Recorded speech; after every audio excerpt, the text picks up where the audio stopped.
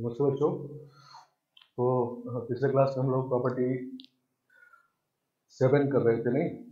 Periodic function के लिए, ठीक है ना। अगर कोई फंक्शन पीरियोडिक हो तो ये खुद से पहचानना है और उसमें 7 प्रॉपर्टी यूज करने की कोशिश करना है, ठीक है ना। तो 7 प्रॉपर्टी में मेनली दो बात होता है कि एक तो पहले अगर किसी पीरियोडिक फंक्शन को एक पीरियड में, मान लो उसका पीरियड टी है, तो एक पीरियड मतलब 0 से टी में इंटीग्रेट करना हो तो आप उसको टी से टी में करेंगे तो उतना ही वैल्यू आएगा। माइनस टी/2 से टी/2 में करेंगे तो भी एक पीरियड है तो उसमें भी उतना ही वैल्यू आएगा, ठीक है ना। तो पहला बात यह है कि एक पीरियड में अगर इंटीग्रेट करना हो पीरियोडिक फंक्शन को तो पीरियड कोई भी ले सकते हैं अपने सॉल्यूशन से, क्वेश्चन में जो मिले उससे चेंज भी कर सकते हैं, ठीक है ना। और दूसरा प्रॉपर्टी है कि अगर पीरियोडिक फंक्शन को n कंप्लीट पीरियड में इंटीग्रेट करना हो, ठीक है ना, तो उस केस में एक ही पीरियड में इंटीग्रेट करके n से मल्टीप्लाई कर देते हैं, ठीक है ना। समझ गए आप। तो पिछले क्लास में हम लोग क्वेश्चन देख रहे थे, फिर से उसको देखो क्वेश्चन समझ लेते हैं। जैसे 0 से pi mod of sine x d x, सही ना। तो इसका पीरियड पाई होता है, नहीं, ये खुद से समझना है। तो एक पीरियड में इंटीग्रेट करना है, नहीं, तो इसको हम लोग 0 से पाई में ये पॉजिटिव होता है तो सीधा मॉड हट जाएगा, 0 से pi sine x d x हो जाएगा, नहीं, और फिर इंटीग्रेट कर लेंगे तो माइनस कॉस एक्स और 0 से पाई हो जाएगा तो ये 2 आ जाएगा, ठीक है ना। समझ गए। लेकिन अगर 0 से पाई मॉड कॉस एक्स को इंटीग्रेट करता हूँ, ठीक है ना, तो इसका भी पीरियड पाई होता है। तो अब क्या है कि 0 से पाई में अगर एक पीरियड में इंटीग्रेट करना है तो cos x नेगेटिव पॉजिटिव दोनों होगा, नहीं, 0 से पाई/2 में पॉजिटिव होगा, पाई/2 से पाई सेकंड क्वाड्रेंट नेगेटिव होगा, तो दो केस बनाना होगा। तो अब हम लोग ये एक पीरियड को चेंज करके ऐसा लिखते हैं माइनस पाई/2 से पाई/2, ठीक है ना, और मॉड cos x dx। तो अब माइनस पाई/2 से पाई/2 में cos पॉजिटिव होता है, नहीं, cos अगर आप देखेंगे अगर तो माइनस पाई/2 से पाई/2 में ऊपर होता है, नहीं, सही ना। अब सीधा ये ओपन हो जाएगा माइनस पाई/2 से पाई/2 और cos x dx, इसका वैल्यू निकालेंगे 2 आ जाएगा, ठीक है ना। तो इसमें एक पीरियड जो मिला था इंटीग्रेट करने के लिए उसी में कर दिए क्योंकि उसमें ये था करना कर दिए। इसमें एक पीरियड जो मिला था उसमें दो केस बनता तो उसको हम लोग चेंज कर दिए, कोई भी एक पीरियड ले सकते हैं, नहीं। और इंटरवल का लेंथ देख करके पीरियड इसे देखो पाई-0 तो पाई इंटरवल का लेंथ मतलब एक पीरियड है, और इसमें माइनस पाई/2 से पाई/2 तो दिस माइनस दिस करेंगे ये भी पाई है, दोनों बराबर ही है, ठीक है ना। तो ये बात समझ है। अब मान लो क्वेश्चन ऐसा हो,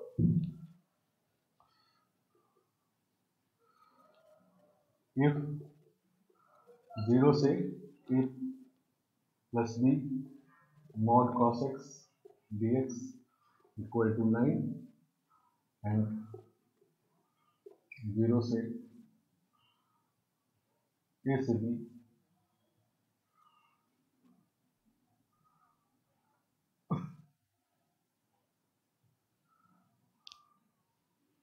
इसको 10 कर लो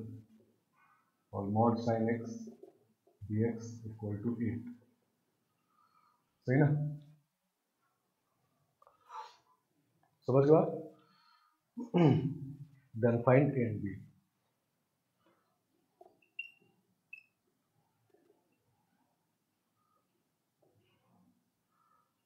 सही ना, ऐसा। तो पीरियड दोनों का इसका पाई है, नहीं,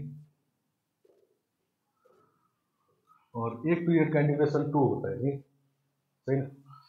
तो ये 10 जो दिया हुआ है इसका मतलब एक पीरियड का इंटीग्रेशन इसका 2 है तो 10 इंटीग्रेशन कब होगा तो 5 पीरियड, नहीं, सही ना। ये दूसरा प्रॉपर्टी, जैसे ये अगर 5 पीरियड में इंटीग्रेट करना है तो एक पीरियड में इंटीग्रेट करके और 5 से मल्टीप्लाई कर देंगे, नहीं, सही ना। तो इनफैक्ट ये जो इंटरवल लेंथ है ये 5 पाई है, नहीं, सही ना। तो फिर 5 इसका पीरियड पाई है तो 5 पीरियड में इंटीग्रेट करेंगे तब 10 आएगा, तो इसका मतलब a plus B equal to 5 pi, नहीं, क्योंकि a प्लस बी 5 पाई करेंगे तो 5 बगल में आ जाएगा और 0 से पाई करेंगे तो 10 हो जाएगा, ठीक है ना। First equation. इसी तरह से ये 8 है, एक पीरियड का इंटीग्रेशन इसका 2 होता है, तो 8 इंटीग्रेशन मतलब 4 पीरियड है, नहीं तो b माइनस ए का वैल्यू 4 पाई है, ठीक है ना। और फिर ऐड कर देते हैं, तो b इक्वल टू आ जाएगा 9/2 और सब्ट्रैक्ट करेंगे तो a इक्वल टू आ जाएगा 5/2, ठीक है ना। समझ गए बात। तो इस तरह से ये भी रखेंगे तो ये आंसर आ जाएगा, ठीक है ना।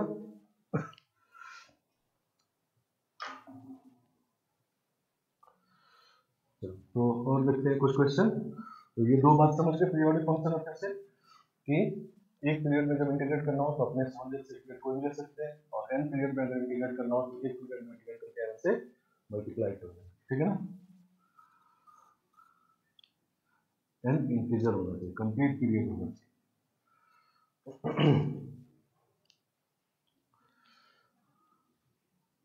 Next question, prove that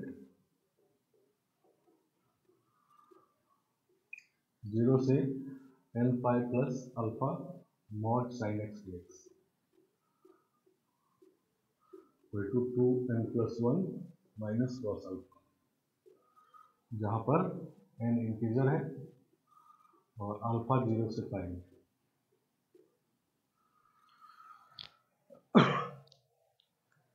n integer है और अल्फा 0 से पाई में है, तो ये प्रूव करना है, ठीक है ना। समझ गए बात। तो ये बात क्लियर है कि ये पीरियोडिक है, इसका पीरियड पाई नहीं, तो हम लोग प्रॉपर्टी यूज करना चाहते हैं इसमें, तो इसको लिखते हैं इसको 0 से alpha mod sine x dx और प्लस अल्फा से अल्फा प्लस ऐसा लिख सकते हैं, नहीं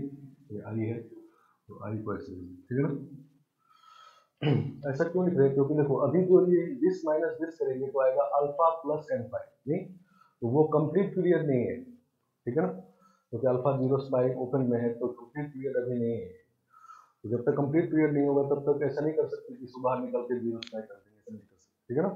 तो पहले कंप्लीट पीरियड में आएगा। अब देखो ये वाला इंटीग्रेशन जो है दिस माइनस दिस करेंगे तो n पाई आएगा, नहीं सही ना। तो n पीरियड है ये, नहीं इसका पीरियड पाई है तो n पीरियड हो गए, तो n बाहर निकल के 0 से पाई हो जाएगा। तो 0 से अल्फा, अल्फा 0 से पाई में ये पॉजिटिव होगा, नहीं 0 से अल्फा ये साइन एक्स dx हो गया, और ये हो गया n टाइम्स 0 से पाई, और ये भी साइन एक्स dx हो गया, क्योंकि 0 से पाई में पॉजिटिव होता है साइन एक्स, ठीक है ना। आगे समझ में, तो ये हो गया माइनस कॉस अल्फा 0 से अल्फा और प्लस n टाइम्स ये भी माइनस कॉस अल्फा 0 से पाई, ठीक है ना। तो ये हो गया minus cos alpha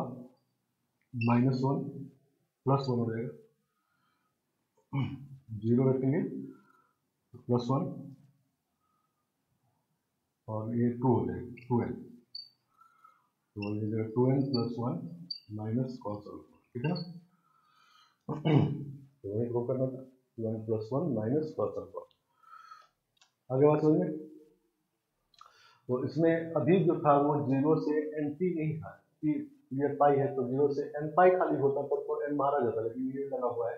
complete period नहीं है, तो पहले हम लोग थर्ड प्रॉपर्टी यूज करके कंप्लीट पीरियड बना लीजिए, फिर उसको यूज कीजिए, ठीक है ना। आगे बात समझ। तो नेक्स्ट क्वेश्चन देखो, late fx is an odd periodic function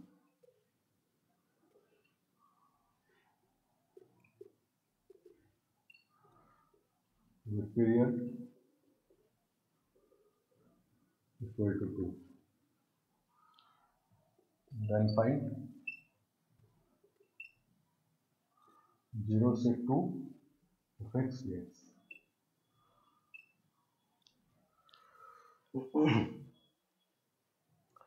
0 से 2 fx dx ये निकालना है, ठीक है ना।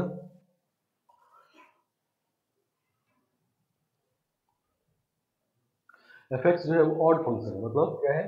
कि f of minus x equal to minus f x है, और पीरियोडिक भी ये for all x belongs to R and all, और पीरियोडिक भी है f x plus two equal to f x नहीं। तो ये इंटीग्रेशन निकालना है, आई कर लेते हैं इसको 0 से 2 एफ एक्स डी एक्स। मतलब क्या है कि 2 इसका पीरियड है, तो एक पीरियड में इंटीग्रेशन निकालना है, जबकि ऑड फंक्शन, ठीक है ना, समझ गया। तो जैसा कि हम लोग जानते हैं कि जब एक पीरियड में पीरियोडिक फंक्शन को इंटीग्रेट करना हो, तो एक पीरियड जो दिया हुआ है इसमें 0 से 2, उसको हम चेंज नहीं कर सकते हैं, कोई भी एक पीरियड ले सकते हैं, नहीं सही ना। तो इसको हम लोग चेंज करके ले लेते हैं -1 से 1 fx नहीं सही ना। तो ये भी 1 minus minus of the 2 interval है नहीं। तो एक पीरियड ये क्वेश्चन में दिया गया है, तो हम लोग चेंज करके ये भी कर सकते हैं इसको, एक ही बात करो, ठीक है ना। अब ऑड फंक्शन है तो 0 हो जाएगा ये नहीं। कौन सा प्रॉपर्टी, प्रॉपर्टी नंबर 6, माइनस ए से ए में अगर ऑड फंक्शन को इंटीग्रेट करेंगे तो 0 हो जाएगा, ठीक है ना।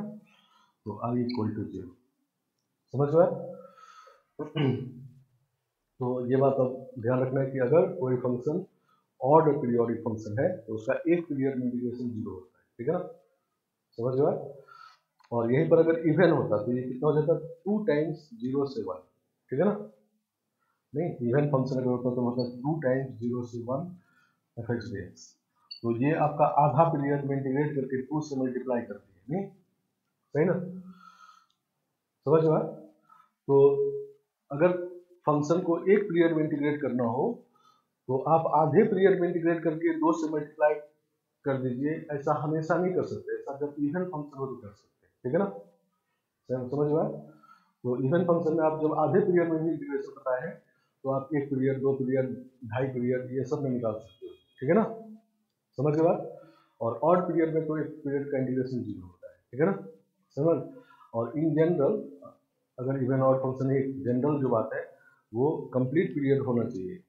एक पीरियड होगा तभी आप 2 पीरियड में निकालना हो तो 2 से मल्टीप्लाई करेंगे, 3 पीरियड में निकालना हो तो 3 से मल्टीप्लाई करेंगे,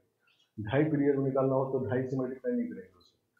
हाँ, लेकिन इवन फंक्शन में कर सकते हैं, इसमें आधे में जो 2 से मल्टीप्लाई करेंगे ये 2 कैसे आगे क्लियर है, ये भी 6 प्रॉपर्टी है। अगर एफ एक्स इवन है तो माइनस ए से इंटीग्रेट करना है तो 2 टाइम्स 0 से ए हो जाता है, नहीं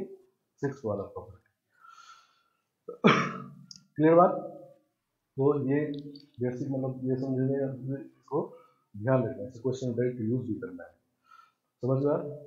क्या क्या बात हो गया। तो अगर कोई फंक्शन और पीरियोडिक फंक्शन है तो उसका एक पीरियड में इंटीग्रेशन 0, और अगर इवन पीरियोडिक फंक्शन है तो उसका एक पीरियड में इंटीग्रेशन क्या होगा, 2 इंटू आधे पीरियड में इंटीग्रेशन, ठीक है ना।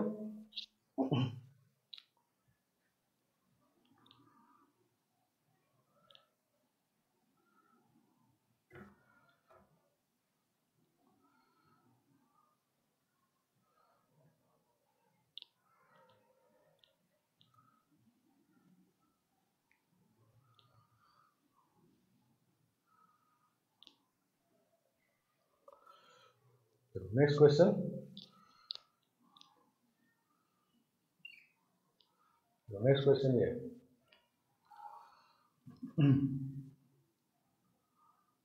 Late f x equal to 0 से x cos का power 40 degree, then f of x plus 5 is equal to fx,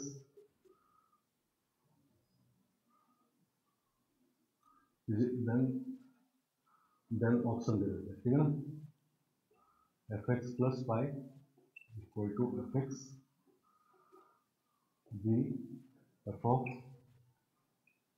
x plus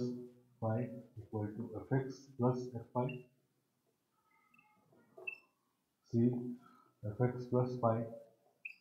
equal to fx minus f5 d fx plus 5 equal to 0, सही ना। तो ये question करना है। तो यहाँ cos पावर 40 है, इसका पीरियड पाई है, इसमें कोई दिक्कत नहीं है, ठीक है ना। तो जब इसको इंटीग्रेट कर लेंगे और इंटीग्रेट करके वैल्यू पुट करेंगे तो x के टर्म में जाएगा, नहीं, इसीलिए इसको fx कहा गया है, क्योंकि ये लिमिट x के टर्म में t का वैल्यू पुट कर देंगे x के टर्म में, तो x बना जाएगा, नहीं, इसीलिए fx कहा गया। तो हम लोग निकालते हैं, पहले देखो, मान लो हमको f पाई निकालना है, f पाई कितना होगा, f पाई होगा 0 से पाई, नहीं, x के बदले पाई पुट किए तो यहाँ भी x के बदले पुट करेंगे, 0 से पाई cos का पावर 4t dt, नहीं। और ये क्लियर बात है कि ये 0 नहीं है, नहीं, ये 0 नहीं है। 0 इंटीग्रेशन का वैल्यू कब होता है ये पता है, तो तीन कंडीशन में, तो इसमें तीनों में कोई होल्ड नहीं कर रहा है। एक तो ये दोनों इक्वल नहीं है, ये दोनों इक्वल तब 0 होता, दूसरा ये पूरा पूरा 0 हो जाता तब 0 होता, और तीसरा इसका साइन चेंज होता तब 0 होता, तो साइन भी चेंज नहीं हो रहा है, तो इसका मतलब this is not equal to 0, ठीक है ना। सही ना। और ये पीरियोडिक फंक्शन है और इवन फंक्शन भी है, नहीं, तो इसको हम लोग 2 टाइम्स 0 से पाई बाई 2 लिख सकते हैं, ठीक है ना, नहीं, इवन फंक्शन ऐसे कर सकते हैं। तो हम लोग को निकालना है fx plus pi, fx plus pi निकालते हैं, तो x की जगह x प्लस पाई रखना है, 0 से x प्लस पाई हो गई, ठीक, cos का पावर 4t dt। तो अभी तो इसमें प्रॉपर्टी यूज नहीं कर सकते, क्योंकि 0 से 2 पाई होता, तो 2 टाइम 0 पाई में पाई पीरियड है, तो ठीक है ना। तो हम लोग पहले इसको ब्रेक करते हैं, इसे ब्रेक किए थे, तो 0 से x cos का पावर 4t dt और x से x plus pi,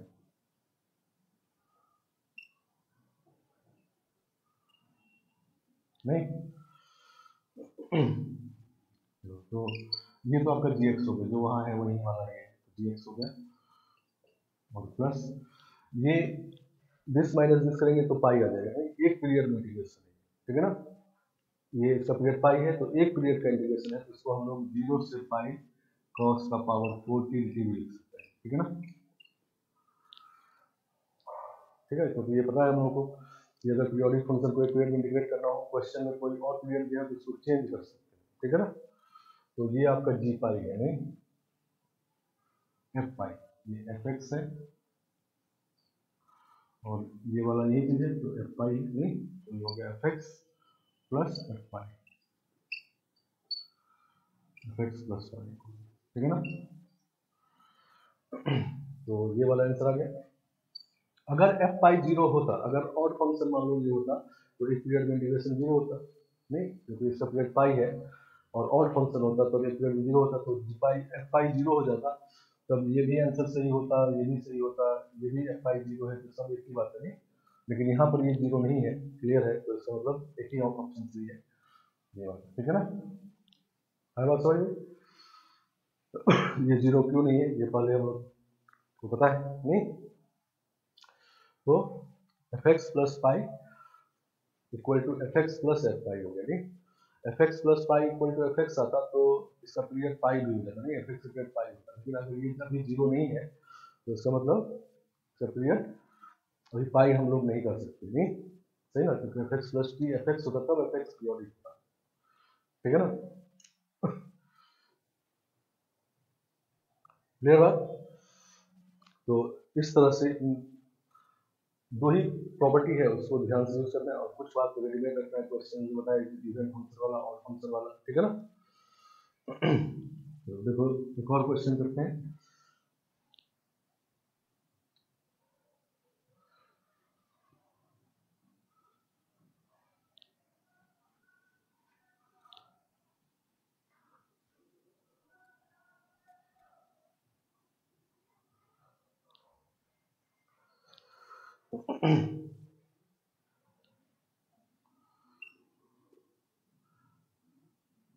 Let fx is a continuous function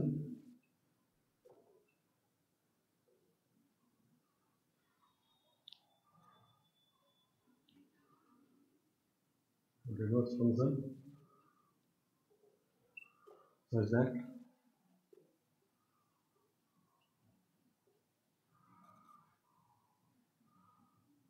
first fx plus 2 equal to fx for all x belongs to R. Second, f of minus x equal to fx for all x belongs to R. Third, gx equal to 0 से x fx dx ft dt, ठीक है ना। और g1 का value दिया हुआ है 2, चलो g1 मतलब क्या, g1 मतलब 0 से 1 ft dt, ये 2 दिया हुआ, ठीक है ना। तो ये 2 दिया हुआ, तो then क्वेश्चन 1 है फंक्शन gx, ठीक है ना। ऑप्शन है इवन,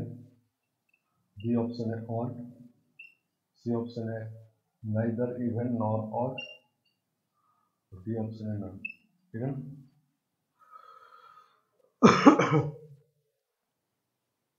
समझ बात। चलो,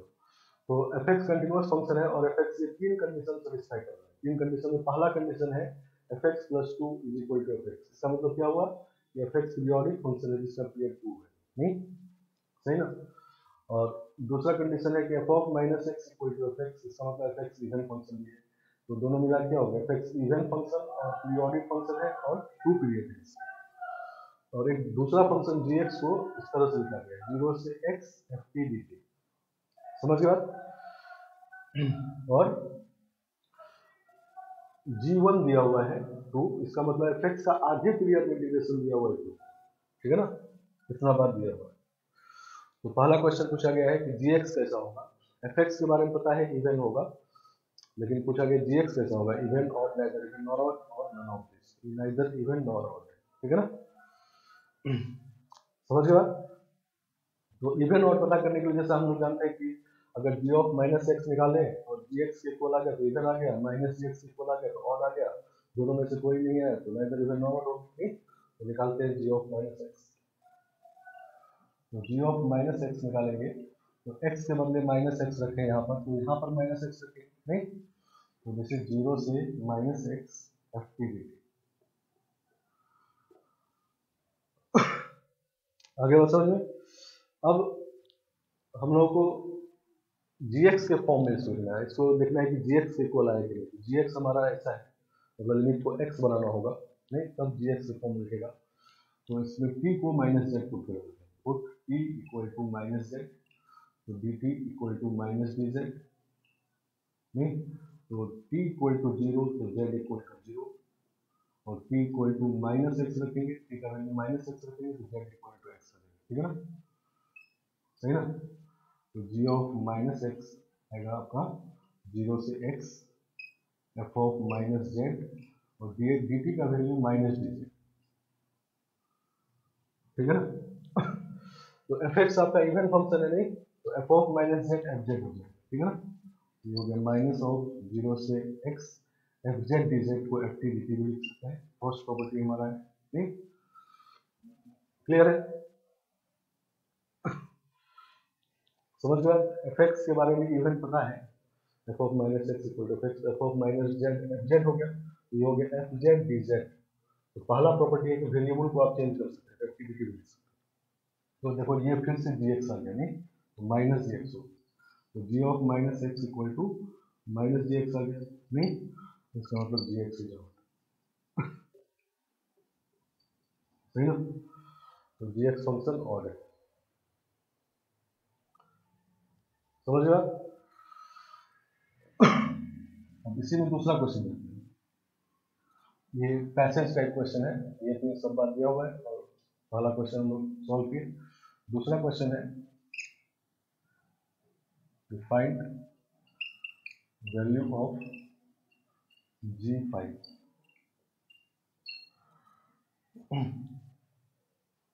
g5 का वैल्यू बताना है, ठीक है ना। चलो G5 निकालते हैं। G5 मतलब 0 से 5 FTDT, ठीक है ना। तो इसका पीरियड 2 है और इवन फंक्शन भी, ठीक है ना। समझ बात। तो इवन फंक्शन में क्या होता है कि अगर आधे पीरियड में इंटीग्रेशन पता हो, जैसे G1 पता है नहीं, ये वाला आधा पीरियड पता है 2 नहीं, तो आधे पीरियड का ये जो है ये एक्चुअली कितना पीरियड है, तो 2 पीरियड और उसका बाद आधा पीरियड नहीं, तो पीरियड 2 है, तो इसका मतलब 0 से 4 तक जाएंगे तो आपका 2 पीरियड होगा नहीं, और उसके बाद 4 से 5 तक आधा पीरियड होगा नहीं। तो इवन फंक्शन में हम लोग आधे पीरियड के हिसाब से कर सकते हैं। तो कितने आधे पीरियड है, तो 2 पीरियड में 4 आधा पीरियड और 4 से 5 में 1 आधा पीरियड नहीं, तो इसको 5 टाइम्स आधा पीरियड भी कर सकते हैं, ठीक है ना नहीं। ये काम हमेशा नहीं कर सकते, इवन फंक्शन है इसीलिए आधे पीरियड में डिवाइड करके 5 से मल्टीप्लाई कर दिए तो 0 से 5 वाला, ठीक है ना, क्योंकि इसमें आधा पीरियड 5 बार है नहीं, पीरियड इसका 2 है तो आधा पीरियड इसका, आधा पीरियड कितनी बार है 4, तो आधा पीरियड इसी में आ गया 0 से 2, 0 से 4 तक में नहीं, ठीक है ना, और 4 से 5 में एक और आधा पीरियड, तो 5 आधा पीरियड है, तो 5 टू 10 हो गई नहीं। अगर इसको समझने में दिक्कत हो रहा है तो ऐसे देखो करते हैं।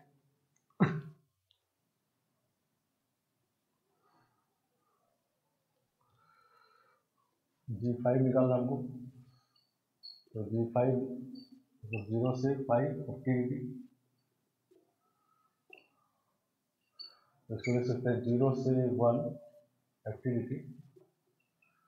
और 1 से 5 FTDT, ठीक है ना। तो ये तो आधा पीरियड 0 से 1 दिया ही है, ये हो गया 2, और ये 5 माइनस 1 करेंगे 4 हो जाएगा, 4 मतलब 2 पीरियड हो गए नहीं, तो इसको लिख सकते हैं 2 टाइम्स 0 से 2 FTDT कंप्लीट पीरियड, इसमें ये तो जनरल है नहीं। अब एक पीरियड है, ये पीरियड कोई भी ले सकते हैं, 2 + 2 टाइम्स -1 से 1 FTDT नहीं। अब इवन फंक्शन है तो 2 टाइम्स 0 से 1 भी लिख सकते हैं, तो 2 into 2 0 से 1 FTDT नहीं, तो ये आपको दिया हुआ है नहीं, 2 + 2 into 2 into 2, ठीक है, 10 आता है, ठीक है ना। तो इसी इतना काम को हम लोग छोटा करके, इवन फंक्शन अगर पीरियोडिक हो तो उसमें आधे पीरियड के हिसाब से चल सकते हैं, लेकिन जनरल है कि कंप्लीट पीरियड के हिसाब से चलेंगे, 1 पीरियड 2 पीरियड 3 पीरियड, ठीक है ना, और इवन फंक्शन आप आधे पीरियड के हिसाब से चल सकते हैं, ठीक है ना, समझ गए आप। G5 निकल गए नहीं। दूसरा क्वेश्चन है, इसी में तीसरा क्वेश्चन लिखते हैं, g of x + 2 - gx, ठीक है ना, is equal to,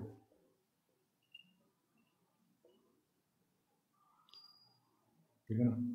first option है G2, सेकेंड ऑप्शन है 2G1, B option, A option करते हैं, सी ऑप्शन 0 और डी ऑप्शन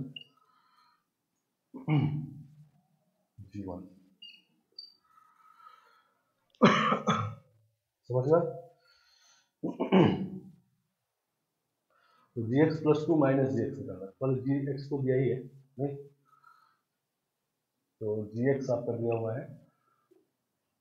0 से x FTDT, तो gx + 2 निकालते हैं, gx + 2 मतलब x की जगह x + 2, तो यहाँ भी x की जगह x + 2,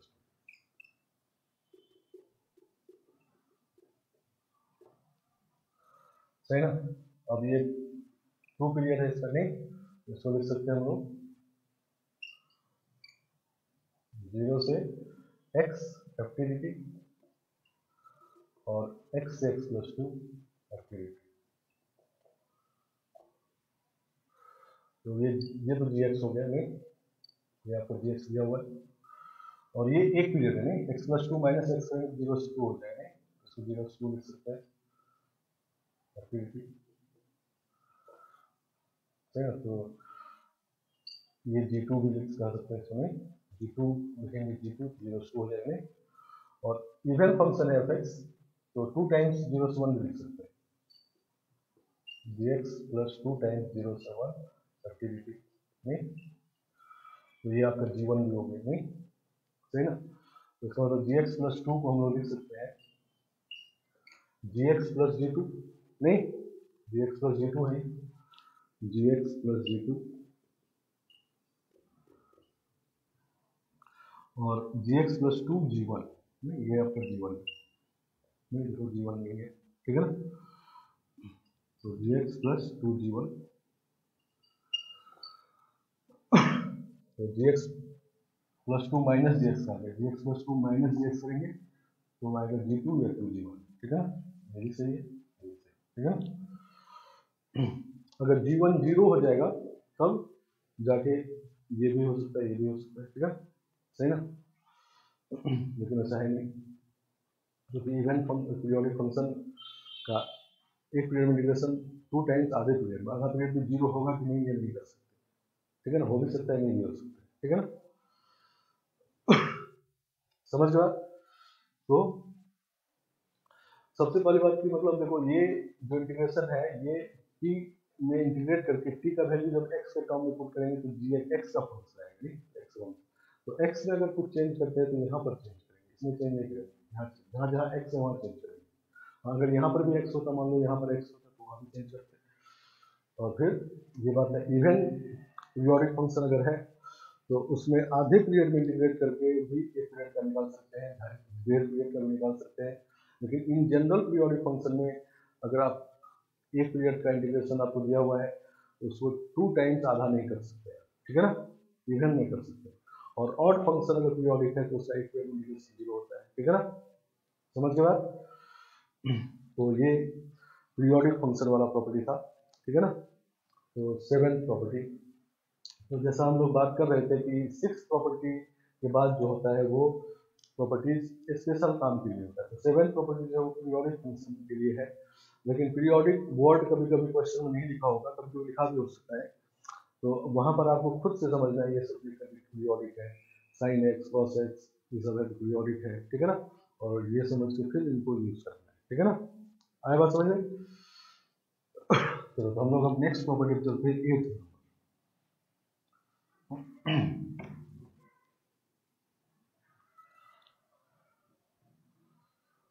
प्रॉपर्टी नंबर 8,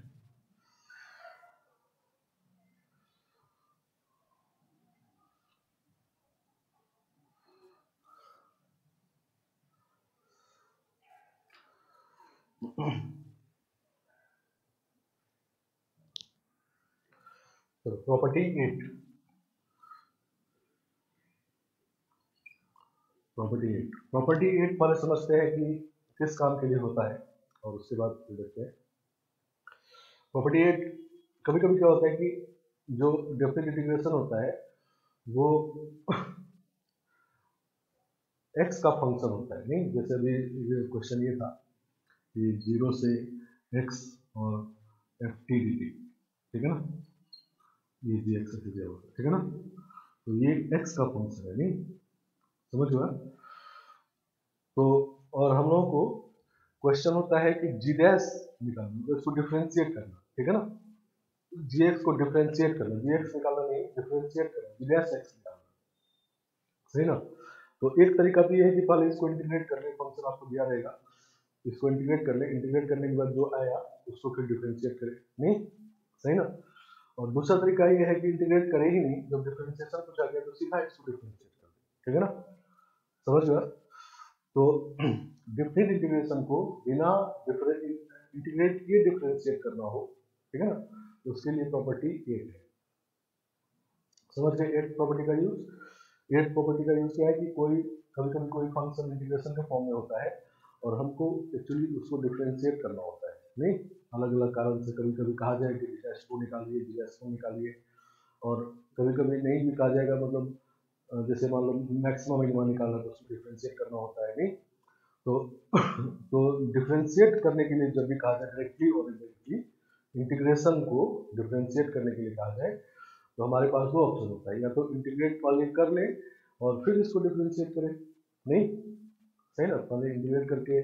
जो फंक्शन आ गया फिर डिलेस एक्स निकाल के डिलेस 2 या 3 जो भी निकालना है, और दूसरा कि जब हम लोग को डिलेस 2 या डिलेस 3 निकालना है तो हम इंटीग्रेट क्यों करें, इसी को सीधा डिफ्रेंशिएट कर दें, नहीं तो ऐसे काम के लिए इंटीग्रेशन को बिना इंटीग्रेट किए अगर डिफ्रेंशिएट करना हो तो उस काम के लिए प्रॉपर्टी है, नहीं सही ना। और उस केस में कभी कभी फंक्शन ऐसा भी होगा ये वाला कि उसको इंटीग्रेट आप नहीं कर पाएंगे, नहीं तो उसमें क्या करना है कि बिना इंटीग्रेट किए इसको डिफ्रेंशिएट करना है, ठीक है ना।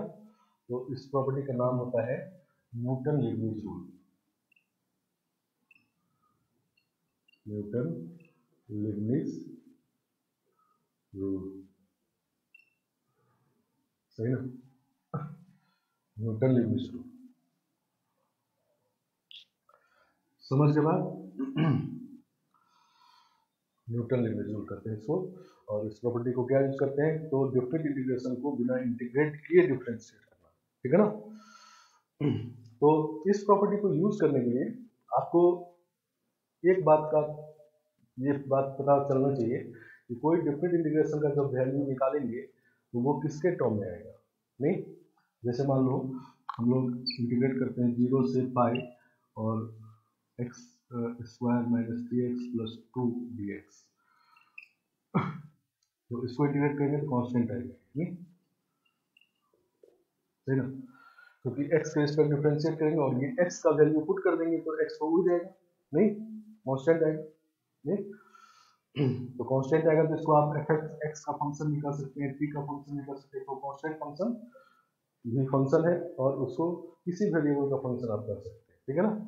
लेकिन अगर मान लो यहीं पर होता है ऐसा 0 से t और x square minus 3x plus 2 dx, इसका वैल्यू जब निकालेंगे तो किसके टर्म में है, तो जब x के इसको डिफरेंशिएट करेंगे इंटीग्रेट करेंगे तो इंटीग्रेट हो जाएगा ये, और उसके बाद x का वैल्यू 0 और t पुट करेंगे, नहीं क्योंकि ये x का वैल्यू होता है, तो x का वैल्यू पुट करेंगे तो x तो खत्म हो जाएगा, तो बचेगा t खाली, नहीं तो ये ft कहेंगे इसको, मतलब इस इंटीग्रेशन का वैल्यू t के फॉर्म में आएगा, ये बात आपको पता चलना चाहिए, तभी इस प्रॉपर्टी को सही से यूज कर पाएंगे, ठीक है ना। तो t का फंक्शन है, ठीक है ना। मान लो कोई इंटीग्रेशन ऐसा लिखा हुआ है 0 से 1 2 का power lambda x from x square plus 1 dx, ऐसा लिखा हुआ है, इसका वैल्यू किसके फॉर्म में आएगा,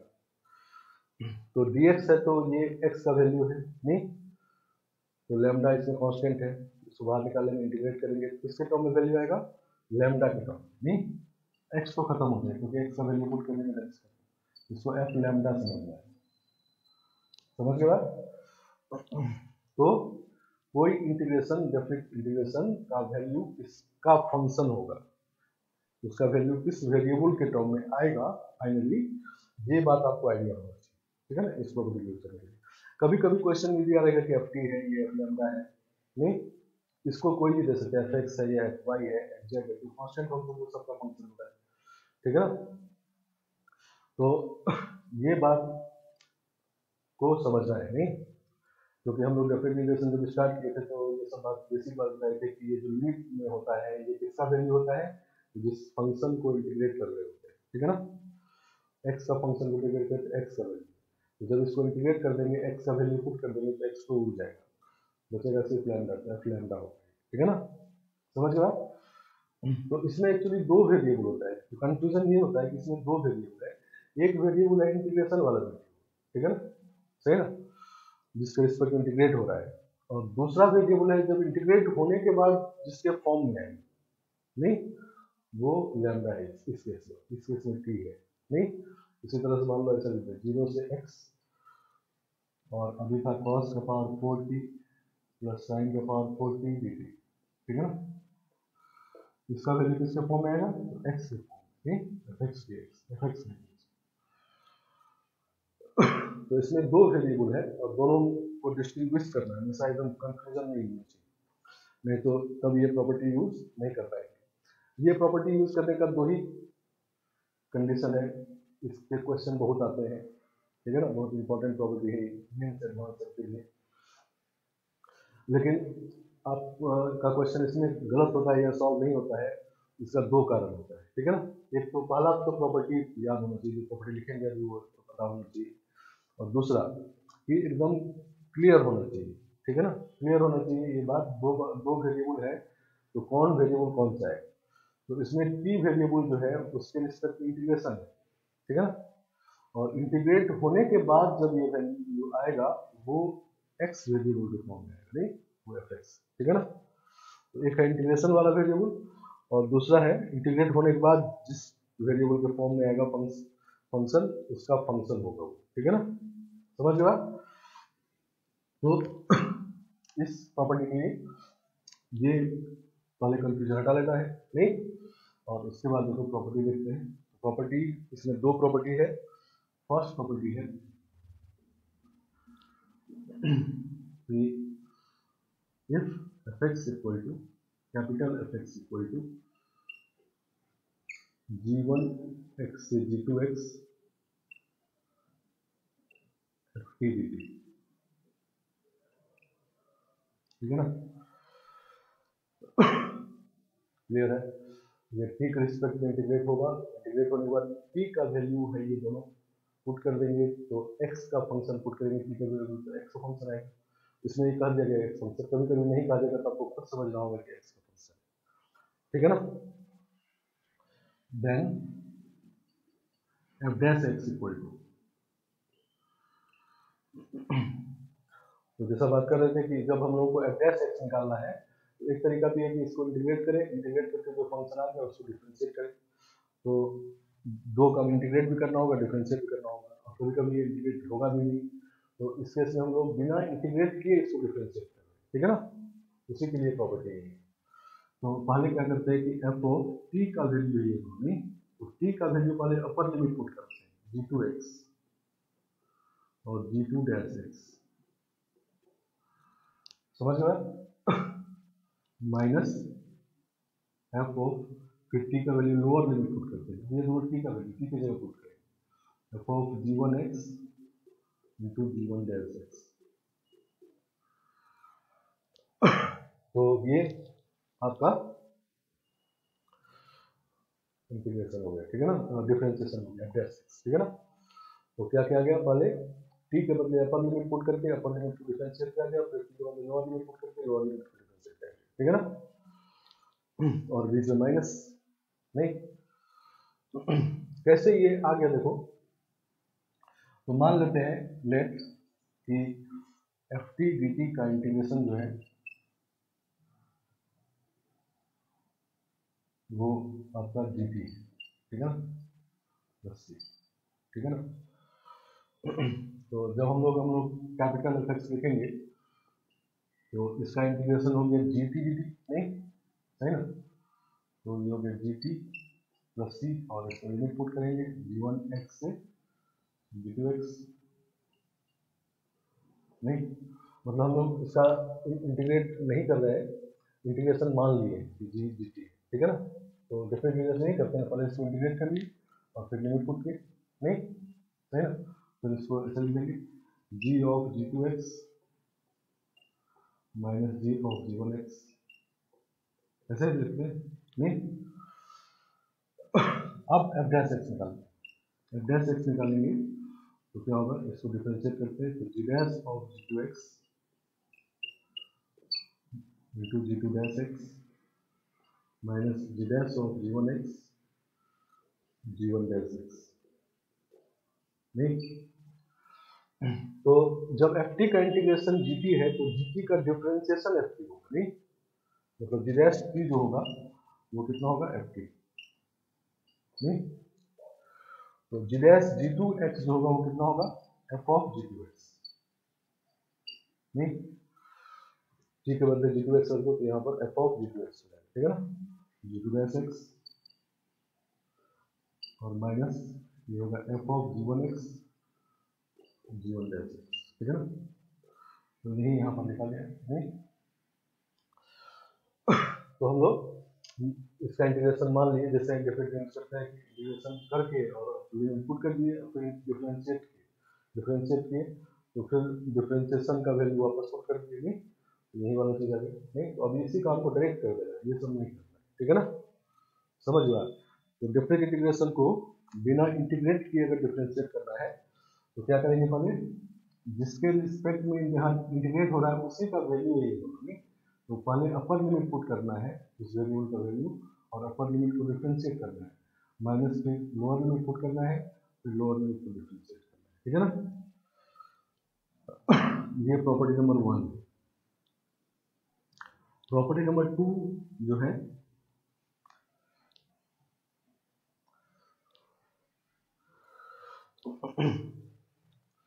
second number, if f x equal G1 x से G2 x f of x t dt, then f dash x is,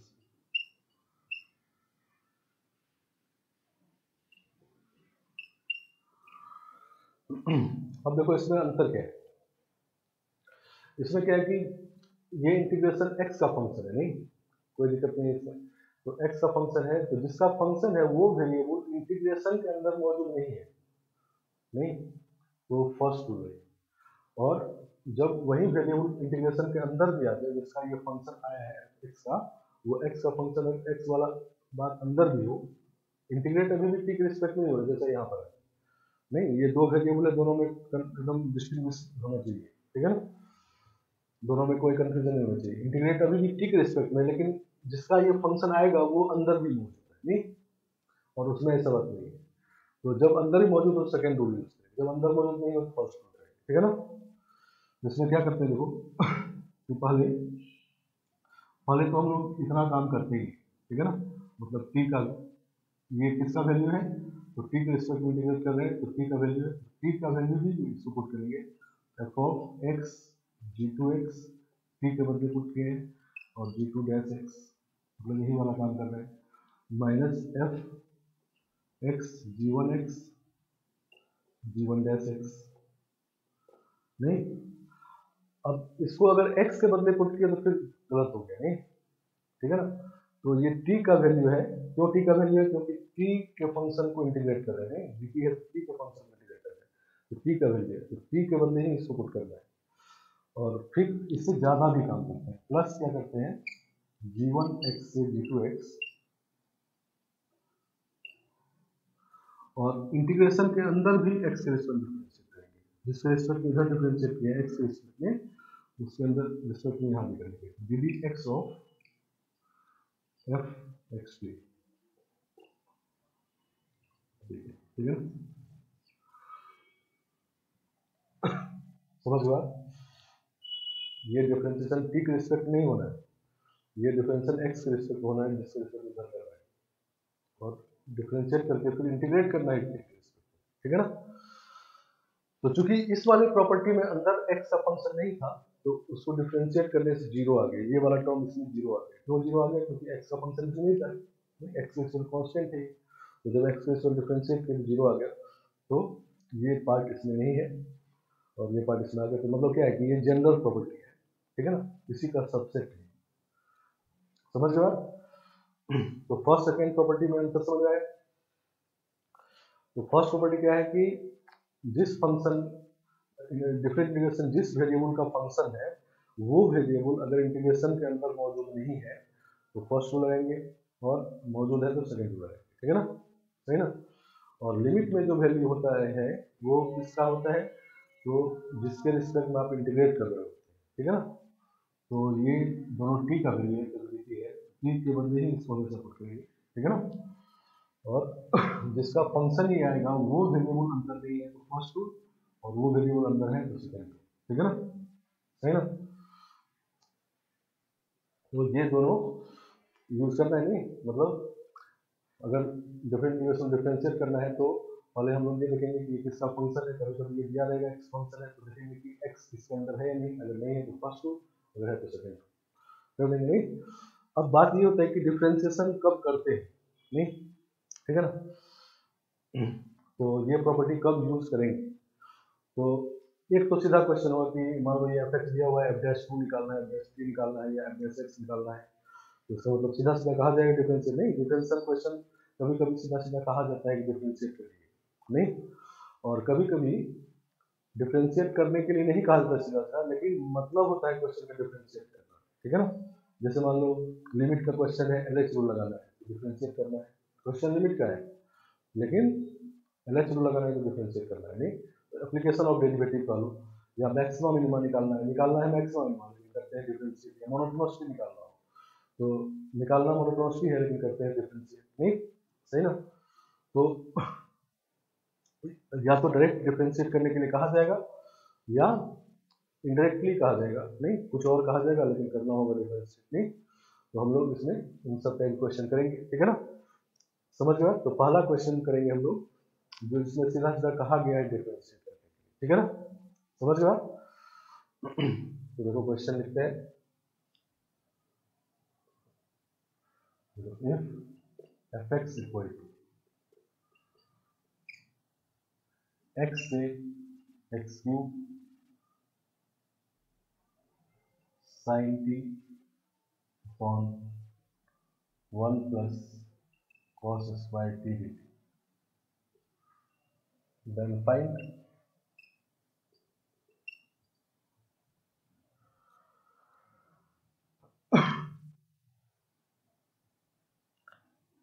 f of f dash x, then find f dash x, सही ना, f dash x निकालना है, तो f dash x निकालना है, तो मतलब डेफिनेट इंटीग्रेशन को डिफरेंशिएट करना है, नहीं, ये क्लियर है कि ये फंक्शन x आएगा, नहीं, तो एफ एक्स है और एफ डैश एक्स निकालना है, तो इसका मतलब ये है कि इसको इंटीग्रेट अब नहीं करना है, सीधा डिफरेंशिएट करना है, तो डिफरेंशिएट करना है, इंटीग्रेशन को बिना इंटीग्रेट के डिफरेंशिएट करना है, तो इसका मतलब यही वाला प्रॉपर्टी यूज करना है। तो अब कौन सा यूज करना है, फर्स्ट या सेकेंड, तो ये x का फंक्शन है, देखो अंदर में x नहीं है, नहीं अंदर में x नहीं है, तो इसका मतलब फर्स्ट रूल यूज करना है, ठीक है ना। तो एफ डैश एक्स लिखेंगे हम लोग, f dash x equal to, तो ये t के वैल्यूज है, तो पहले t का वैल्यू अपन लिमिट पुट करेंगे, तो sine x cube upon 1 plus cos x cube का होल स्क्वायर, नहीं, और फिर इसको डिफरेंशिएट भी करेंगे, नहीं 3x स्क्वायर, मतलब ये पार्ट लेते हैं, नहीं, सही ना, और माइनस, और फिर लोअर लिमिट पुट करेंगे, तो sine x upon 1 plus cos square x into, अब इसको डिफरेंशिएट करेंगे तो 1, नहीं, यही एड्रेस एक्स आ गया, सही ना, क्लियर बात है। तो इस तरह से हम लोग डेफिनेट इंटीग्रेशन को बिना इंटीग्रेट किए डिफरेंशिएट कर दिए, ठीक है ना। तो नेक्स्ट क्वेश्चन लिखते हैं,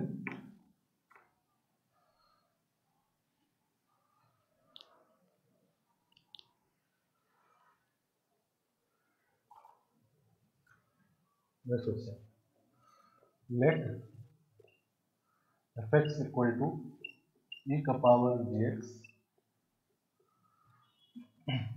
एंड gx इक्वल टू 2 से x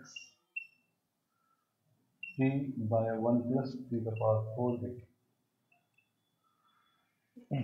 then find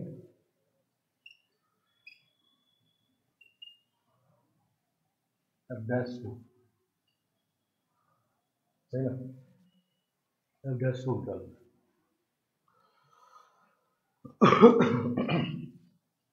पहले हम लोग f dash x निकालते हैं, तो f dash x निकालेंगे तो ये होगा e का पावर gx इंटू जी डैश एक्स, चेन रूल है इसमें, और एक बार gx को इंटीग्रेट करेंगे तो एक बार gx होगा, फिर इसको डिफरेंशिएट करेंगे, फिर इसको डिफरेंशिएट करेंगे जी डैश एक्स। चलो f dash 2 निकालना है, तो f dash 2 निकालते हैं, f dash 2 equal to e का पावर g2 हो जाएगा ये इंटू जी डैश 2, नहीं, तो G2 निकालेंगे, तो G2 x का वैल्यू 2 पुट करेंगे तो 2 से 2 0 हो जाएगा, तो G2 इसमें 0 है, नहीं तो G2 0 है, तो ये हो गया e का पावर 0 इंटू g-2 तो इक्वल टू g-2 इक्वल 0 1 हो गया, नहीं।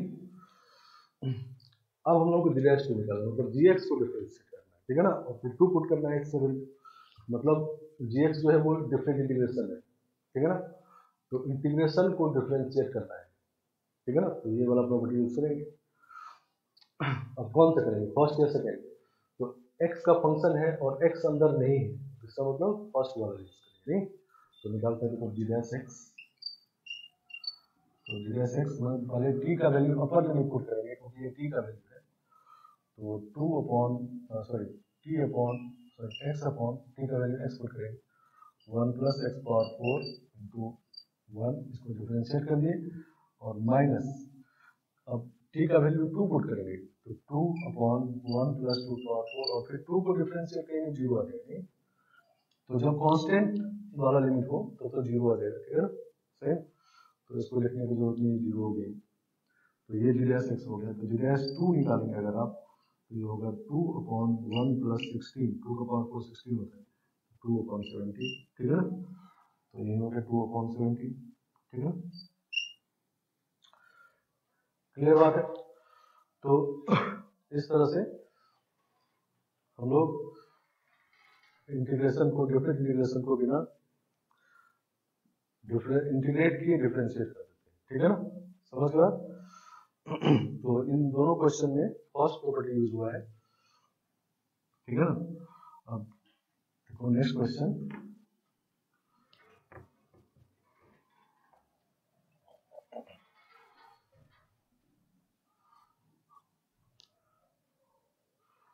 नेक्स्ट क्वेश्चन,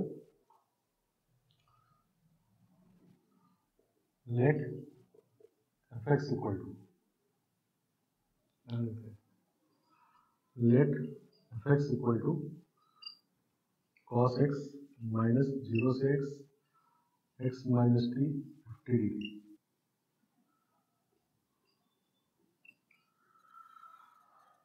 ठीक है, ये fx दिया हुआ है,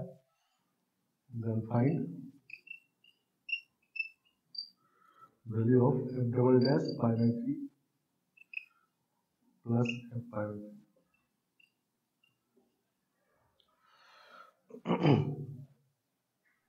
ये निकाल, ठीक है। तो इस क्वेश्चन का मतलब है कि fx को 2 बार डिफरेंशिएट करना है, नहीं f double dash pi by 3 2 bar differentiate करना है, ठीक है ना, और डिफरेंशिएट करना है, और ये इंटीग्रेशन है तो इंटीग्रेशन को डिफरेंशिएट करना है, तो इसका मतलब ये दोनों में इसको यूज होगा, ठीक है ना। और कौन सा यूज होगा, तो ये x का फंक्शन है, नहीं x का फंक्शन है, और x इस बार अंदर भी देखो इंटीग्रेशन के अंदर ही मौजूद है, ठीक है ना, तो x का फंक्शन है, x अंदर मौजूद नहीं है तो फर्स्ट रूल, x का फंक्शन है, x अंदर मौजूद है तो सेकेंड, ठीक है ना, इसमें सेकेंड रूल यूज होगा। तो सेकेंड रूल में क्या करते हैं, पहले फर्स्ट वाला काम तो करते ही, ठीक है ना, तो देखो फर्स्ट वाला काम करते हैं, पहले f x is equal to, ये तो बाहर ही सीधा डिफरेंशिएट हो जाएगा, तो sin x minus sin x और माइनस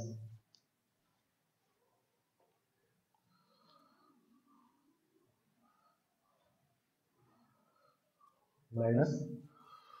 आप क्या करेंगे, ये t में इंटीग्रेशन, ये t का वैल्यू है, t के बदले पहले अपर लिमिट पुट करेंगे, नहीं t का वैल्यू x पुट करेंगे 0 हो जाएगा, माइनस 0 इंटू x को डिफरेंशिएट करेंगे तो 1, नहीं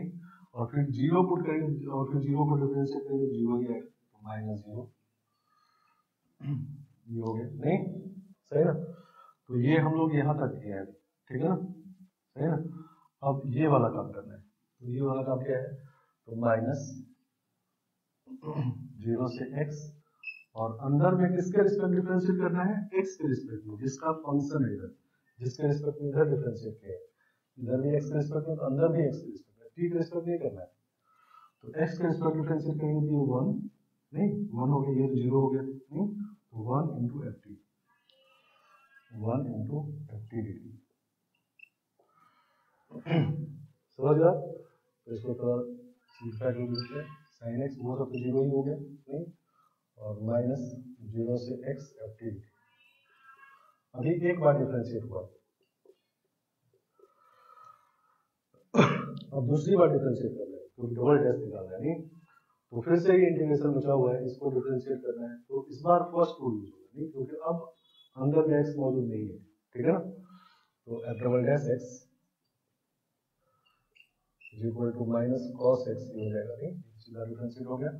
माइनस फर्स्ट रूल में अपर लिमिट वाले पुट करेंगे fx इंटू 1 नहीं, और माइनस 0 हो जाएगा, ये माइनस प्लस हो जाएगा, ठीक है। कांस्टेंट लिमिट है तो जो डिफरेंशियल वाला बात होगा 0 हो जाएगा,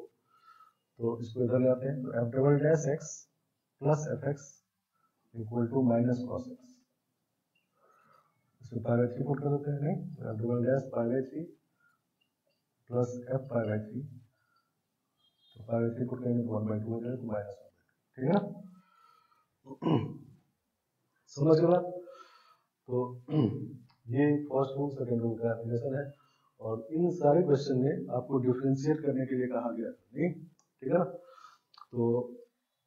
और कभी कभी सीधा सीधा डिफरेंशिएट करने के लिए नहीं कहा जाएगा, लेकिन मतलब क्वेश्चन को अगर डिफरेंशिएट करना है तो वो वाला क्वेश्चन हम लोग नेक्स्ट क्लास में देखेंगे, बहुत इंपॉर्टेंट प्रॉपर्टी है, समझ गए बात। तो आज इतना रखते हैं।